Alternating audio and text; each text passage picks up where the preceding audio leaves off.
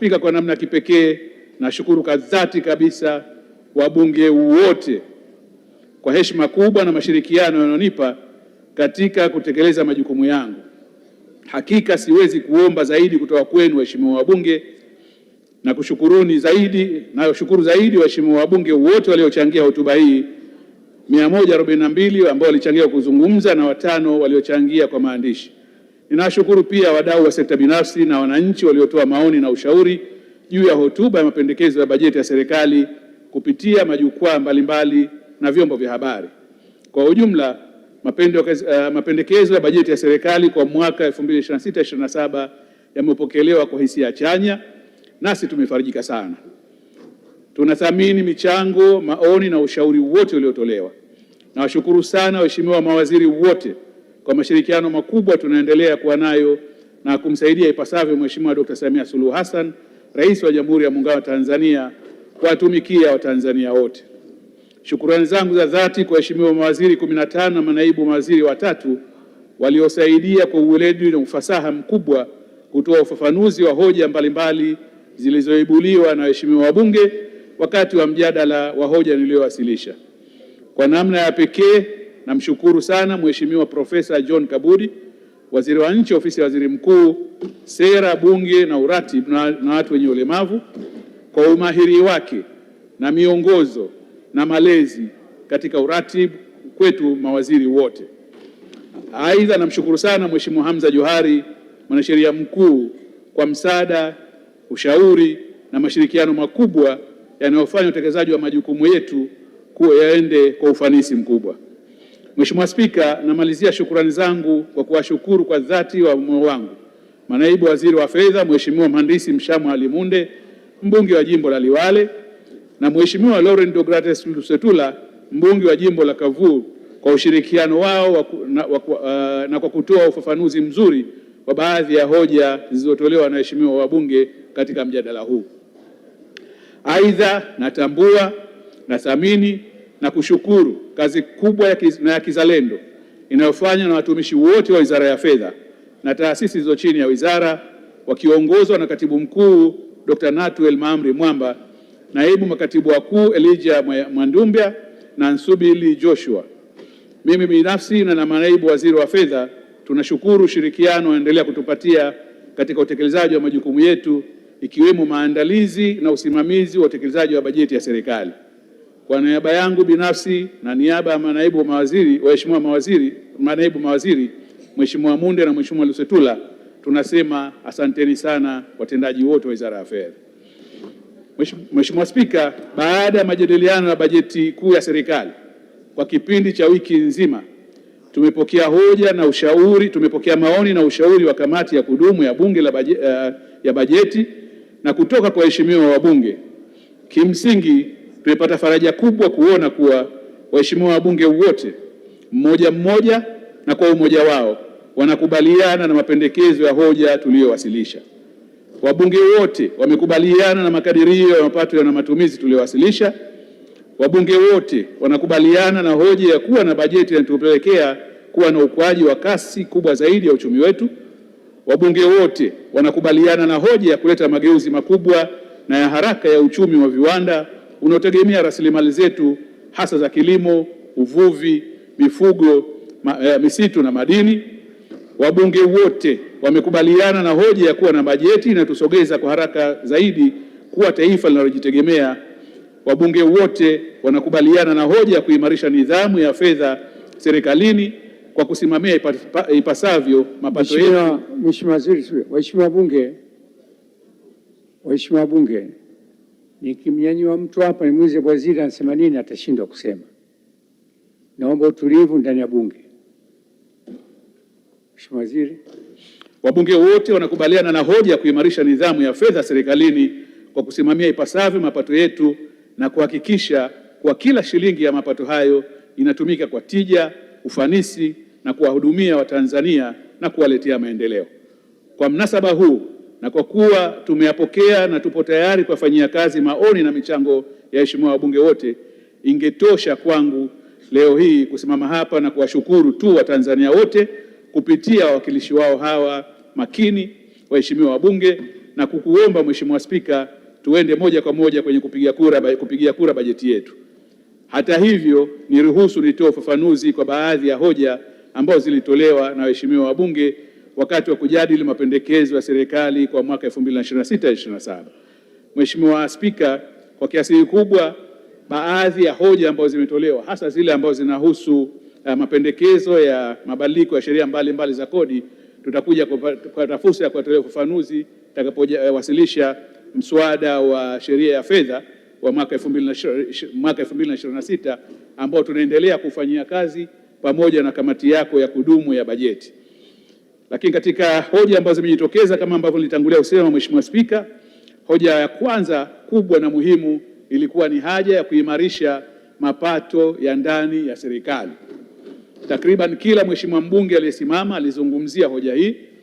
Kuna waliosifu mabadiliko makubwa ambayo yamejitokeza katika utendaji wa taasisi yetu ukusanyaji wa mapato, mamlaka ya mapato TRA, na kwa hili nami niungane na waheshimiwa wabunge kuipongeza sana TRA kwa kazi kubwa na kizalendo inaendelea kufanya kwa taifa letu. Lakini pia kumebainishwa baadhi ya maeneo ambayo bado tuna fursa ya kuimarisha kwenye usimamizi wetu wa mapato, na kwa hili Mheshimiwa Spika, tunaungana na waheshimiwa wabunge na kwamba tunayachukua, tutakwenda kuyafanyia kazi maeneo yote ambayo yamezungumzwa ya kiutawala, ya kimfumo, ya kisheria, upande wa tehama na usimamizi na ukusanyaji kazi wa utu kwa upande wa TRA. Eneo la pili, Mheshimiwa Spika, ambalo limejitokeza sana katika michango hii ilikuwa ni ushauri wa waheshimiwa wabunge na ushauri wa kiti chako Mheshimiwa Spika kwenye haja na umuhimu wa haraka wa serikali kupunguza matumizi yake, hasa matumizi yasiyo ya lazima. Zimezungumzwa swala la ununuzi na matumizi ya magari ya gharama kubwa, lakini pamoja na matumizi yenyewe ya magari, imezungumzwa swala la safari za ndani na nje ya nchi na ushiriki wa mikutano ambayo mingine isiyo na tija. Imezungumzwa vile vile uwezekano wa kubana matumizi kwa kiasi cha shilingi trilioni 1.5 ili zielekezwe fedha hizo zielekezwe katika ulipaji wa madeni ya wakandarasi wa ndani. Hoja hii ilitolewa na kamati yako ya bajeti, Mheshimiwa Spika. Kimsingi serikali inakubaliana na maoni ya waheshimiwa wabunge ambao pia lazima tukiri yanaendana pia na maelekezo ya Mheshimiwa Rais ambayo alishayatoa kwenye haja ya kuimarisha nidhamu ya fedha serikalini, lakini hasa kwenye kudhibiti matumizi ya serikali na kuhakikisha kwamba matumizi yote yanapelekea kuongeza ufanisi na kuharakisha maendeleo yetu. Hoja hii vile vile serikali imekuwa ikichukua hatua mbalimbali za kudhibiti matumizi, lakini bado vile vile tunakiri kwamba ipo fursa kubwa ya kuongeza udhibiti zaidi na kuimarisha usimamizi wetu. Mheshimiwa Spika, kudhibiti matumizi ni sehemu muhimu ya fiscal discipline, nidhamu ya fedha ambayo ilielezwa katika hotuba ambayo niliwasilisha tarehe 11 mwezi huu. Serikali, Mheshimiwa Spika, inaendelea kutekeleza miongozo ya usimamizi wa fedha za umma, kusimamia manunuzi ya umma, kuimarisha matumizi ya tehama ili kuongeza ufanisi katika utendaji wa serikali, kudhibiti zaidi matumizi kupitia safari za nje na ndani, na kupunguza semina, warsha na makongamano yasiyo na tija. Na vile vile tunaahidi kama ambavyo ilielekezwa na kamati ya bajeti kwenda kupitia tena bajeti ya serikali na kuhakiki maeneo yote ili tuweze kujiridhisha kama kuna fedha ambazo tunaweza kuziokoa miongoni mwa zile trilioni 1.5 zilizotajwa ili tuweze kuzielekeza katika matumizi mengine ambayo yatakuwa na tija zaidi. Eneo la tatu, Mheshimiwa Spika, ambalo lilijitokeza katika mjadala huu, eneo kubwa la tatu ambalo lilijitokeza na takriban sio tu kwenye mjadala wa bajeti ya serikali, lakini kwenye bajeti za wizara zote ambazo zimepita tokea kuwasilishwa kwanza kikao hiki cha tatu cha bunge la 13. Hili ni eneo la haja ya serikali kulipa madeni yote ya wakandarasi na wazabuni. Mheshimiwa Spika, tumeelekezwa kwamba tayari, kwa sababu serikali ilishafanya uhakiki wa madeni ambayo yanafikia takriban shilingi trilioni 2.2. Tuna madeni vile vile ya wazabuni ikiwemo ya mbolea, mbegu na mbolea, na tuna deni la bohari ya dawa yani MSD. Kwa hiyo bunge katika eneo hili lilikuwa na maoni na ushauri mbalimbali, na sisi kama upande wa serikali tumepokea. Mheshimiwa, serikali nikiri kwamba haipendi kubaki na deni na imekuwa ikichukua hatua mbalimbali kwa kadiri hali inavyoruhusu, na kwa mwaka huu ambao tunamalizia wa fedha wa 2025/26 serikali ilitenga shilingi bilioni 700 kuweza kulipa madeni ya wakandarasi na wazabuni. Ni dhahiri kuwa kiwango hichi ni kidogo na tunapaswa kuongeza kasi ya ulipaji. Katika bajeti ya mwaka 2026/27 ambayo nilisoma hapa tarehe 11 mwezi huu wa 6, Mheshimiwa Spika, serikali imetenga shilingi trilioni 1.2 kwa ajili ya kulipa madeni yaliyohakikiwa ya wakandarasi, wazabuni na watoa huduma, ambapo kwa wastani tutakuwa tunalipa shilingi bilioni 100 kila mwezi. Azma yetu ambayo inaendana na maoni ya waheshimiwa wabunge ni kuwalipa kwa wakati wakandarasi na wazabuni wote na kuwezesha kuendelea kutekeleza miradi na kuchochea shughuli za kiuchumi. Serikali inaangalia uwezekano wa kutafuta vyanzo mbadala vya rasilimali fedha kwa ajili ya kugharamia madai ya wakandarasi. Serikali vile vile inatarajia kuanza kutekeleza uamuzi ambao umepokelewa kwa hisia bora kabisa hapa bungeni, uamuzi wa kuanza kupeleka moja kwa moja fedha za mifuko yenye vyanzo maalum kwenye akaunti za mifuko hiyo ili kuimarisha usimamizi wa miradi ikiwemo kulipa madeni ya wakandarasi. Mheshimiwa Spika, kwa upande wa deni la MSD tunaomba tutoe ufafanuzi tu kwamba katika miaka mitatu iliyopita, mwaka 2023 hadi 2023/24 hadi 25/26, serikali imetoa kiasi cha shilingi bilioni 945.04 kwa bohari ya dawa ya MSD kwa ajili ya kugharamia ununuzi na usambazaji wa dawa. Kwa mwaka 2023 tulikuwa na bajeti ya shilingi bilioni 200, tukatoa shilingi bilioni 236.67 sawa na asilimia 118. Mwaka uliofuata 24/25 bajeti ilikuwa hiyo ya shilingi bilioni 200, lakini zikatoka shilingi bilioni 391.98 sawa na asilimia 196, na mwaka huu unaendelea hadi mwezi Mei, kati ya bajeti ya shilingi 419.2 bilioni tayari shilingi bilioni 316.39 zimesha sawa na asilimia 75 zimeshatolewa. Kwa ujumla kwa miaka mitatu hii utoaji wa bajeti umefikia shilingi asilimia 115 ya makadirio. Hata hivyo, serikali inakiri kudaiwa deni ambalo linatokana na fedha za usambazaji wa dawa chini ya mradi Msonge, fedha ambayo ilitokana na fedha za msaada kutoka kwa wahisani, ambao hadi Juni mwaka 2025 deni lilifikia shilingi bilioni 220 baada ya kulipa shilingi bilioni 150. Hapo awali serikali ilikuwa haitengi fedha za bajeti kwa ajili ya usambazaji wa dawa na hivyo kujitokeza malimbikizo haya. Na kwa mwaka 2026/27 serikali imetenga shilingi bilioni 439.8 ambapo pia kati yake kuna shilingi bilioni 148.2 kwa ajili ya kulipa mchango wa serikali kama counterpart funding katika kugharamia usambazaji wa dawa. MSD nayo inatarajiwa kunufaika katika yule mgao wa shilingi trilioni 1.2. Eneo la 4 ambalo limejitokeza vile vile kwa kuzungumzwa sana na waheshimiwa wabunge ilikuwa ni haja ya serikali kuimarisha eneo la mashirikiano ya sekta ya umma na sekta binafsi. Na hapa Mheshimiwa Spika, tumetakiwa kama serikali kuhakikisha kuwa tunatumia mfumo wa PPP kwa ajili ya utekelezaji wa miradi ili kuharakisha maendeleo na kupunguza mzigo wa bajeti kwa serikali. Hili linaendana na kujenga uwezo wa wataalamu wa ndani kwa ajili ya kuongeza tija kwenye majadiliano na kutenga fedha kwa ajili ya maandalizi ya miradi. Tangu kutungwa kwa sheria ya PPP sura namba 103 mwaka 2010 pamoja na badiliko ya mwaka 2018, imeonekana kama kwamba bado Tanzania hatujanufaika ipasavyo kutokana na miradi ya PPP.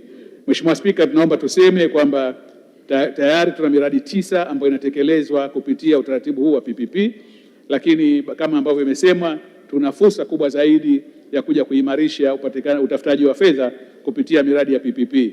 Tumechukua ahadi Mheshimiwa Spika kwamba tunakokwenda, tutakapouanza mwaka huu mpya wa fedha, tutakwenda kufanya mapitio ya mfumo mzima wa PPP ili kuhakikisha kwamba kama kuna maeneo yote ya kuimarisha tunaweza kuleta mapendekezo kwa yale ambayo yanahusu sheria, lakini kwa yale ya kimfumo na kitaasisi pamoja na kiutendaji yatachukuliwa hatua moja kwa moja. Eneo jingine ambalo limezungumzwa sana ilikuwa ni eneo la kuimarisha haja ya serikali kuendelea na jitihada zake za kurasimisha sekta isiyo rasmi, ikiwemo kurahisisha usajili wa biashara na kutoa motisha kwa biashara ndogo ndogo. Mheshimiwa Spika, unakumbuka kwamba katika mawasilisho ya mapendekezo ya bajeti kuna hatua kadhaa ambazo tulizieleza zitachukuliwa kusaidia katika masuala ya urasimishaji, hasa kwenye aya 57 na aya 79 ya hotuba yangu ya bajeti. Tulieleza hatua ambazo zinakusudiwa kuchukuliwa katika kurasimisha. Miongoni mwake ilikuwa ni pamoja na kutoa msamaha wa kodi ya mapato kwa wafanyabiashara wapya kwa muda wa mwaka mmoja kuanzia pale ambapo watapata TIN, yaani namba ya mtambulisho ya mlipa kodi kwa ajili ya biashara, pamoja na kutenga 5% ya mapato ya halmashauri kwa ajili ya uwekezaji kwenye miradi ya ujenzi na maboresho ya masoko na maeneo mengine ya biashara. Mheshimiwa, kwenye hili la TIN kumetoka michango ya waheshimiwa wabunge ambayo upande mmoja ni sahihi kwamba kila Mtanzania weza anafanya biashara au hafanyi biashara ana wajibu wa kujisajili kama mlipa kodi na kupata namba ya TIN. Kwa hiyo pendekezo letu la kutoa msamaha wa kodi lilitakiwa lizingatie suala hili, lakini tunaomba tutoe ufafanuzi kwamba tuna TIN za aina tofauti. Tuna TIN za Mtanzania yeyote kama mlipa kodi, lakini pale ambapo Mtanzania anaamua kwenda kuanza kufanya biashara anapaswa akabadilishe TIN yake kutoka TIN ya mtu binafsi na kuwa TIN ya biashara. Kwa hiyo pendekezo lile ambalo tulikuwa nalo katika hotuba ya bajeti lilijielekeza pale ambapo Mtanzania anakusudia kuanza biashara na hivyo anabadilisha TIN yake kutoka TIN ya binafsi na kuwa TIN ya biashara. Kwa hiyo bado tutaendelea Mheshimiwa na jitihada mbalimbali za kuimarisha kuendelea kurasimisha sekta isiyo rasmi ambayo imejitokeza kuwa ni sekta muhimu na kubwa sana katika uchumi wetu. Kulikuwa na suala la maoni mbalimbali yamejitokeza katika mapendekezo ya mikataba ya upande wa madini, yani framework agreements. Hili ni miongoni mwa maeneo ambayo tunaendelea kuyafanyia kazi na kamati yako Mheshimiwa Spika, kamati ya bajeti. Tumefika pahali pazuri, tulikuwa na mjadala mzuri sana jana, na naomba tena niwashukuru Mheshimiwa Profesa Kabudi na Mheshimiwa Mwanasheria Mkuu pamoja na Mheshimiwa Waziri wa Madini kwa mchango wao mkubwa ambao umeutoa kwenye kamati ya bajeti jana, na tumefikia pahali pazuri. Eneo jingine tulipendekezwa tuondoe ushuru wa bidhaa wa 5% unaopendekezwa kutozwa kwenye pikipiki. Mheshimiwa Spika, tulipendekeza ushuru huu kwenye pikipiki maalum, sio kwa kila pikipiki ambayo inaingia nchini. Tulipendekeza kwenye pikipiki ambayo inatumia mafuta, na azma ya hili ilikuwa inaendana na hoja kuu pana ya serikali ya kutaka kuimarisha na kubadilisha mfumo wetu wa matumizi ya nishati na kujiegemeza zaidi kwenye nishati ambayo inatumia gesi ya asili, yani compressed natural gas, pamoja na nishati ya umeme. Kwa hiyo hata kwenye vyombo vya moto tulikusudia tuelekee zaidi kwenye upande wa matumizi ya vyombo vya moto ambao vinatumia nishati ya gesi na nishati ya umeme. Kwa hiyo kwenye hili pikipiki ambazo zinatumia nishati ya gesi na umeme zinapatiwa unafuu mkubwa zaidi wa ushuru wa forodha, lakini zile ambazo zitaendelea kutumia nishati ya mafuta ndio ambazo zilipendekezwa ziongezewe ushuru wa bidhaa ili tuhamie upande wa pili. Kwenye hili Mheshimiwa, litasaidia zaidi watumiaji wa pikipiki. Vyombo vya moto ambavyo vinatumia nishati ya gesi na zile ambavyo vinatumia nishati ya umeme vina gharama nafuu sana katika uendeshaji wake. Kwa hiyo hili awali linaweza kuonekana kama ni changamoto, lakini naelekea kuwasaidia wamiliki wa pikipiki hizi kupata faida kubwa zaidi kuliko wanapotumia nishati ya mafuta ya kawaida. Eneo jingine ilikuwa ni kuharakisha, serikali imetakiwa kuharakisha pendekezo la kuahirisha pendekezo la kuongeza ada ya uhakiki wa mafuta.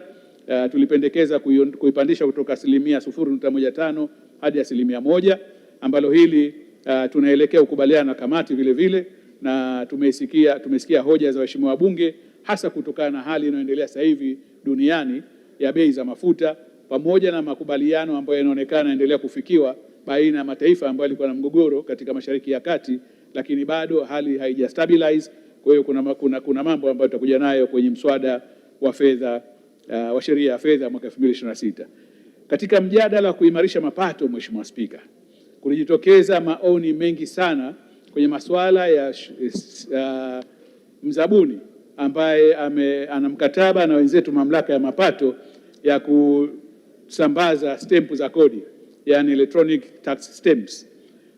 Kulikuwa na maoni ambayo yanakinzana kutoka kwa waheshimiwa wabunge.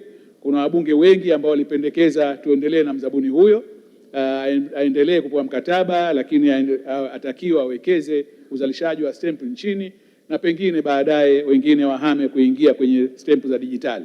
Lakini pia kulikuwa na maoni ya waheshimiwa wabunge kwamba tuendelee na utaratibu uliopo wa kimanunuzi wa sheria ya manunuzi ili tupate mzabuni mwingine pale ambapo mkataba wa mzabuni wa sasa utakapokamilika. Mheshimiwa Spika, niseme kwamba najua bunge lako tukufu limeendelea kusisitiza sana utawala bora, utawala ambao unazingatia matakwa ya sheria, na kwenye sheria ya manunuzi inatutaka mkandarasi anapomaliza mkataba wake tunapaswa tutangaze upya, na kwenye eneo hili tutatangaza upya mkataba huu.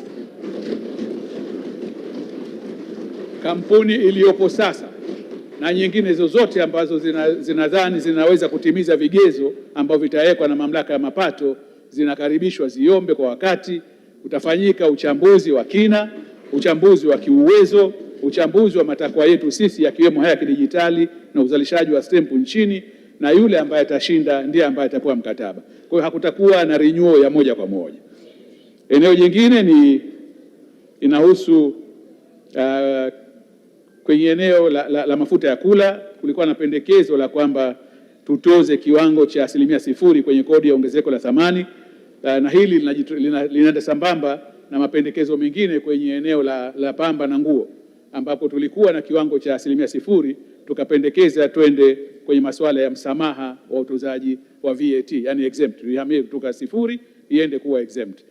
Mheshimiwa Spika, niseme kwamba kawaida katika mfumo wetu wa sheria ya VAT tokea tulivyo introduce VAT mwaka 1998, eneo la zero rating, kiwango cha 0%, liliwekwa maalum kwa kushajiisha usafirishaji wa bidhaa nje ya nchi. VAT ni kodi ya mlaji. Kwa hiyo kwa bidhaa ambazo zinatumika ndani ya nchi hatukuwa na utaratibu wa kuwa na zero rating. Kwa bidhaa ambazo zinasafirishwa nje ya nchi inatarajiwa kwamba VAT italipwa kwenye destination kule zinakokwenda, na kwa hivyo exports ambazo zinatoka Tanzania ndio zilikuwa zero rated. Katika miaka ya karibuni tumetumia zero rating katika maeneo mawili matatu. Awali ilitumika katika baadhi ya mafuta ya kula, hasa ilikuwa ya alizeti, lakini baadaye serikali ikaondoa, tukabaki na maeneo mawili ya pamba na nguo za pamba na mbolea. Mwaka huu tumependekeza tuiondoe zero rating katika upande wa nguo za pamba, tutabaki na mbolea, na pale tutapojiridhisha tuna kiwango kikubwa cha mbolea nchini, tutarudi kwenye utaratibu wa kawaida wa VAT, ibaki zero rating kwa exports peke yake. Kwa hili niliseme kwa ujumla wake. Lakini vile vile kulikuwa na pendekezo la kututaka serikali itoze ushuru wa 25% au dola za Marekani 250 kutegemea kiwango chao kikubwa, badala ya 10% iliyopendekezwa na serikali katika mafuta ya mchikichi yale ambayo yamechakatwa kwa kiwango cha kati. Mheshimiwa Spika, viwango vya ushuru wa forodha vinafuata mfumo ambao tumekubaliana kwenye Jumuiya ya Afrika ya Mashariki. Kule tuna tax bands ambazo unapoiangalia zinakuwa na maana maalum. Viwango kwa ajili ya mali ghafi kabisa zinakuwa ni 0% kawaida. Viwango kwa mali ghafi ambazo zilishaanza kuchakatwa vinakuwa ushuru wa 20% au 10%. Bidhaa za mwisho kawaida zinakuwa na 25%, isipokuwa bidhaa nyingine maalum ndo zinaweza zikaenda 35%, na nyingine zinaweza kuwa na ama kiwango mahsusi au 1% kubwa zaidi kwa zile ambazo bidhaa nyeti. Sasa pendekezo la kwamba tutoze bidhaa ya katikati semi refined kwa 25% ni kama kwamba tunaifanya iwe bidhaa ya mwisho wakati hii ni ya katikati. Kwa hiyo bado tunapendekeza serikali tubaki na 10% ambayo hii ni kama malighafi lakini ilishaanza kuchakatwa. Kwa hiyo tutakuwa tunakwenda na muundo ambao tumekubaliana kwenye Jumuiya ya Afrika Mashariki. Mheshimiwa, kulikuwa na mapendekezo mengi kwenye upande wa deni la taifa. Kubwa ilikuwa ni tuendelee kuhakikisha kwamba deni linaendelea kwa himilivu, na hasa kutokana na gharama kutokana na tathmini baada ya kutokea matokeo ya tathmini ambayo ilifanywa na wenzetu wa Moody's na Fitch, ambapo ilipendekezwa kwa sababu imeonyesha bado deni himilivu, tunaweza tukaendelea kukopa ili tuharakishe maendeleo yetu. Serikali tunasema ni kweli tumeendelea kutumia debt financing katika utekelezaji wa bajeti yetu, lakini tunaitumia kwa hadhari kubwa, kuepuka kuwa na mzigo mkubwa wa deni na kujikuta tumefika pahali pabaya. Kwa hiyo tutaendelea kutumia debt financing kwa pale ambapo tuna mahitaji, lakini vile vile tutaendelea kuitumia kwa hadhari kubwa na hatutakopa kwa for the sake ya kukopa peke yake. Tutaendelea kufanya tathmini, Mheshimiwa Mwenyekiti, Mheshimiwa Spika, kama ambavyo tunafanya kila mwaka la uhimilivu wa deni. Tutafuata mkakati wetu wa usimamizi wa deni wa muda wa kati, na tutaendelea kukopa kwa kuzingatia vipaumbele vya maendeleo, upatikanaji wa mapato ya ndani na mchango wa kiuchumi wa miradi inayopendekezwa. Kuna pendekezo vile vile la mgawanyo wa mifuko ya barabara 25%, hasa ile 25% inayokwenda hazina. Kulikuwa na swali, hazina fedha hizi zinakwenda kufanya nini? Mheshimiwa Spika, serikali imekuwa ikikopa kwa ajili ya utekelezaji wa miradi ya kimkakati ambayo miongoni mwake ni miradi ya barabara, maji, nishati na reli. Zaidi ya 40% ya deni ambayo tunalipa mpaka sasa hivi linatokana na mikopo ambayo ilielekezwa katika sekta hizi. Kwa hivyo tunapobaki na 25% kusaidiana na mfuko mkuu, inakwenda kusaidia ulipaji wa deni katika maeneo yale yale ambayo waheshimiwa wabunge wamekuwa wakiyazungumza. Tuliwasilisha pendekezo la kupunguza ukomo wa serikali kukopa, yani overdraft, mkopo wa muda mfupi kutoka Benki Kuu kutoka 18% hadi 14%, na hili tunashukuru sana waheshimiwa wabunge wamekubaliana pendekezo hili, ingawa kulikuwa na pendekezo jingine la kifungu cha 79. Waheshimiwa wabunge tunasikia kauli yao kwamba kifungu hichi kwa sasa kisibadilike, tuendelee kama vile tulivyokuwa, na kama nilivyosema ni miongoni mwa vifungu ambavyo tutakuja kuwasilisha wakati tutapokuja kuangalia sheria ya fedha, mswada wa sheria za fedha ya mwaka huu. Mheshimiwa, kulikuwa na pendekezo la kutungwa sheria. Mheshimiwa Festo Sanga alikuwa na pendekezo mahsusi la kuanzisha sheria maalum ya kupata ya kuhamisha mali ambazo hazikudaiwa, unclaimed assets, kuja serikalini, na alitoa mifano ya nchi nyingi, Kenya, Nigeria, India na kwengineko. Mheshimiwa, ni eneo ambalo lishaanza kufanywa study ndani ya serikali. Kulianza kuchukuliwa hatua kwa baadhi ya marekebisho ya baadhi ya sheria, lakini baada ya mchango wa Mheshimiwa Sanga na baada ya kwenda kulitafakari, ni eneo ambalo tunakwenda kuliangalia kwa kina zaidi, na ikibidi tutakuja na mapendekezo ya sheria kama ambavyo yamependekezwa. Hata hivyo, tumezingatia pia kwamba inawezekana mali hizi zilikuwa unclaimed kwa sababu kuna watu hawakujua. Inawezekana kukawa na wamiliki halali pale ambapo itapojulikana kwamba mali hizi zipo, watajitokeza wenyewe. Kwa hiyo itakuwa imetusaidia vile vile, ama ni wale wenyewe ambao walisahau au pengine warithi wao. Kwa hiyo kabla ya kuhamishiwa hazina kama ilivyopendekezwa katika mfumo wa kisheria, tutakuja kuangalia zile ambazo zitahamia hazina ni zile tu ambazo zitakuwa zimekosa wamiliki halali au warithi wa mali hizo. Kulikuwa na pendekezo la mashirika yote ya umma yenye sura ya kibiashara kutafuta fedha za utekelezaji wa miradi kwenye masoko ya mitaji. Mheshimiwa, hili tumelichukua, lakini tunaomba tuseme kwamba mashirika hayazui kukopa. Mashirika, sheria yetu ya mikopo, dhamana na misaada sura 134 inaruhusu mashirika kukopa, lakini inaruhusiwa kukopa pindipo yakipata idhini ya waziri mwenye dhamana ya fedha. Na kwa hivyo mwenye mamlaka ya kutoa idhini hiyo pamoja na idhini ya dhamana kwa mashirika ni waziri wa fedha. Kwa pale itapojitokeza haja ya kukopa mashirika, utaratibu upo, waombe, na waziri atakapoona kwamba kuna haja na ni kwa maslahi ya taifa, then anaweza akaruhusu mashirika yakope.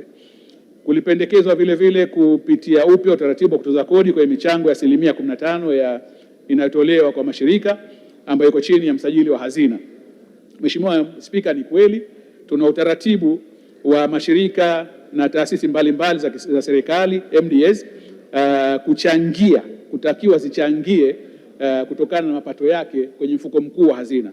Mheshimiwa, tumepokea ushauri, tumeangalia mapendekezo ya mwaka huu. Tayari tulikuwa na mapendekezo ya mchango sio 15% tu, kuna mengine yanachangia zaidi na kuna mengine yanachangia pungufu ya 15%, lakini kwa ujumla dhana yenyewe ya uchangiaji tumeichukua, tutakwenda kulifanyia kazi. Mheshimiwa, tusiathiri mtaji wa mashirika, lakini vile vile tusiache taasisi nyingine zikawa na mapato makubwa bila kutoa mchango kwenye shughuli za kuhudumia jamii na kuharakisha maendeleo ya nchi. Mheshimiwa Spika, kama nilivyosema awali kwamba tumepokea michango mingi na michango hii yote ya waheshimiwa wajumbe tunakwenda kuifanyia kazi.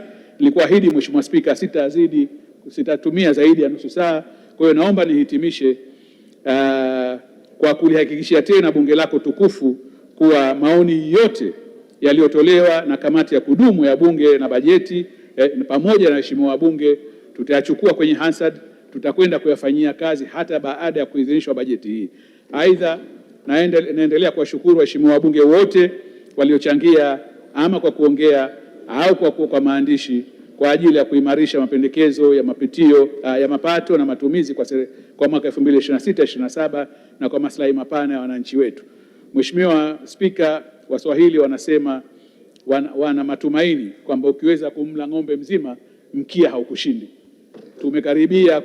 Tumemaliza kumla ng'ombe mzima, kwa hapa tulipobakia, mkia uliobakia ni kupiga kura ya ndio kwenye bajeti, mapendekezo haya ya bajeti ya leo.